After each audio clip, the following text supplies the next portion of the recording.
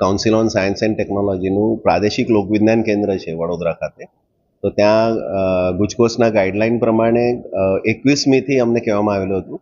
23મી August આપણો national space day છે અને આ વર્ષથી એ સેલિબ્રેશન થવાનું છે. એટલે સ્પેસ ડે હવે આખા દેશમાં જેમ આપણે બીજા બધા વૈજ્ઞાનિક રીતે ઇમ્પોર્ટન્ટ દિવસોની ઉજવણી થાય છે એવી રીતે 23મી ઓગસ્ટ આપણો નેશનલ સ્પેસ ડે છે. તો એના ઉપલક્ષમાં 21મીથી માંડીને 27 તારીખ સુધી અઠવાડિયાનું સેલિબ્રેશન વિવિધ કોમ્પિટિશનના સ્વરૂપે લોકવિજ્ઞાન કેન્દ્ર વડોદરાએ પણ નક્કી કર્યા છે, જેમાં શાળાના છોકરાઓ ભાગ લેશે. તો આજે જેમ ઇનોગ્રેશન સાથે એક મોડેલ રોકેટરી વિશે એક એક્સપર્ટ ટોક રાખ્યો હતો, જેમાં દિગનભાઈ જોશીએ એ સેશન લીધો હતો. તો એના પછી પણ અમે આવતીકાલથી માંડીને છેક 27 તારીખ સુધી અલગ અલગ કાર્યક્રમોને એ કરી રહ્યા છે શાળાઓ જોડે, જેમાં ડ્રોઈંગ કોમ્પિટિશન છે, એક પોએમ રાઇટિંગ કોમ્પિટિશન છે, એક સ્લોગન રાઇટિંગ કોમ્પિટિશન છે.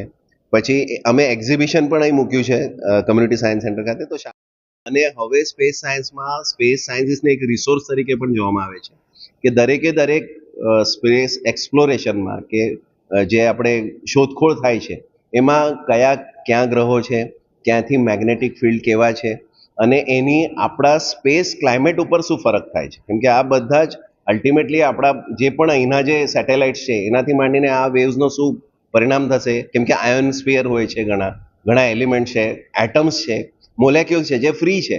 ગેસિયસ ફોર્મમાં તો આપણને આપણા વાતાવરણમાં છે, પણ એવું નથી સ્પેસમાં બીજું કાંઈ જ નથી, કશે બીજે હવા જ નથી, એવું નથી. જે તે ગ્રહમાં કે તારાઓમાં પોતાના ગેસીસ ને બધું તો પ્રોડ્યુસ થાય જ છે, એક આખું ગેસ ડસ્ટ ને એ બધું પણ છે.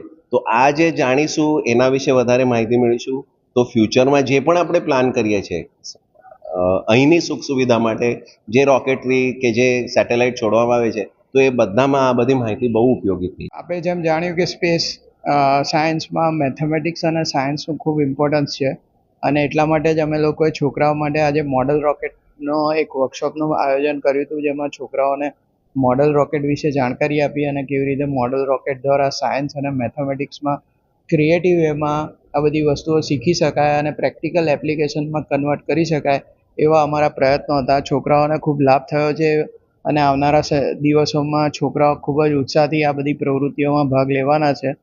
તો હું આશા રાખું કે વડોદરાવાસીઓ પણના જે છોકરાઓ છે એ પણ એટલા જ ઉત્સાહથી ભાગ લેતા થાય.